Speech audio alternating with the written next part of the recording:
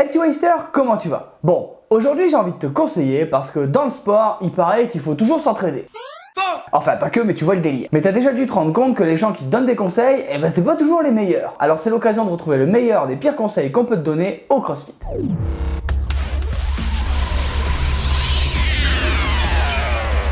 Bon, déjà faut que tu saches un truc. Là en ce moment je suis en train de te faire la vidéo, je suis en mode fièvre, courbature, c'est horrible. Mais comme je sais que vous allez râler si j'oublie de sortir une vidéo, eh ben je suis en train de la faire quand même. Et autre chose, si d'un coup je commence à m'endormir dans la vidéo, eh ben du coup c'est normal. 12 seconds later. T'es débutant au CrossFit, donc tu galères sur à peu près tout, ou alors t'as un niveau qui est un petit peu plus avancé mais t'as encore des lacunes. Dans ce cas-là, t'es souvent avide de conseils. Est-ce qu'il faut toujours les suivre? Ben écoute, c'est à toi de voir, mais on fait le point. En premier, les conseils de coordination. Par exemple, pour les DU. Non, j'ai pas fait exprès de choisir cet exemple, c'est pas vrai. Pour certains, ils vont y arriver avec une facilité déconcertante. Puis après, il y a les autres, comme moi, pour qui c'est une horreur.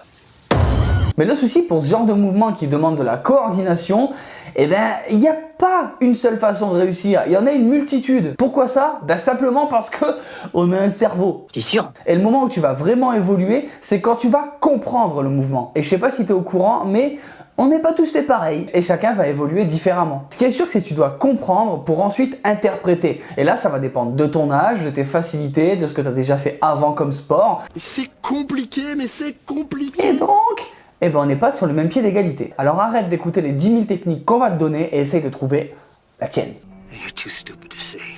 Deuxième meilleur, pire conseil, mets du poids sur ta barre, tu verras, tu vas mieux y arriver. Ça c'est obligé que tu l'aies entendu au moins une fois. Mais non, désolé de te décevoir, mettre du poids sur ta barre ne te rendra pas meilleur techniquement. La peau de mes rouleaux, ouais! Parce que si t'es pas capable de faire un mouvement propre avec une barre légère ou même un PVC, c'est pas en rajoutant 20 kg que tu vas y arriver. Ne fais plus ça. Ça peut dans certains cas t'apporter un peu de stabilité et améliorer ta mobilité avec les contraintes, mais il faut savoir que ça a une limite. Et au bout d'un moment, la technique que t'as pas sur des poids légers, eh ben elle va t'empêcher d'évoluer et d'augmenter vraiment tes charges cette fois. Et c'est un peu con de rester bloqué sur un clean à 80 kg pendant un an. Alors si toi tu travailles ta technique et quelqu'un vient te faire chier avec ce conseil, tu peux directement lui dire...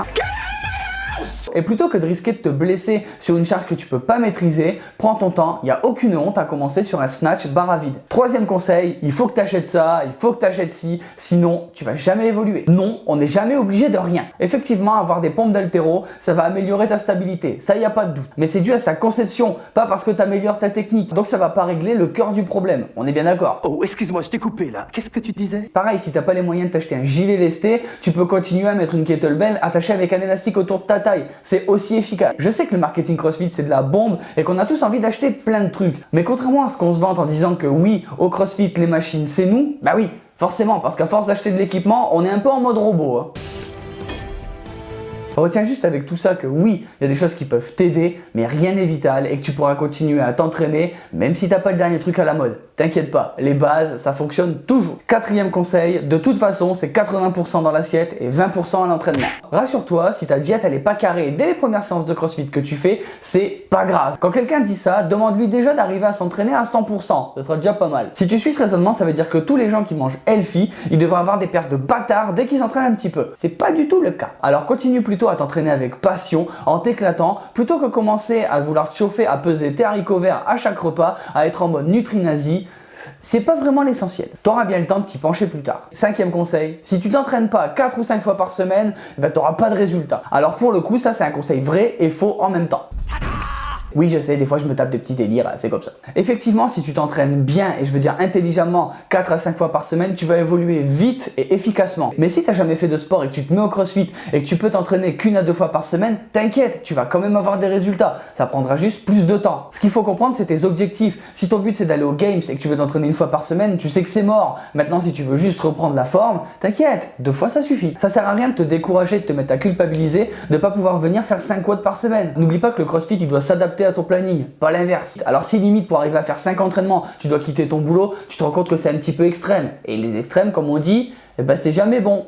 Bon, et sinon toi, est-ce que tu as déjà eu aussi des conseils horribles que tu dois absolument pas suivre, ou alors que tu as suivi et que tu regrettes? Tu peux le dire en commentaire, comme ça on pourra en parler. En attendant, la vidéo elle est terminée. Si t'es pas un dalleux, laisse un pouce bleu, abonne-toi. Si tu veux rejoindre la team et voir un petit peu plus de l'envers du décor, n'hésite pas à me rejoindre sur Instagram et Facebook, les liens ils sont en description comme d'habitude. Si tu veux porter les couleurs de la team Waste, et ben tu peux te rendre aussi sur le store, pareil le lien il est en description. Et nous on se retrouve chaque mardi et vendredi pour une prochaine vidéo. Ciao ciao.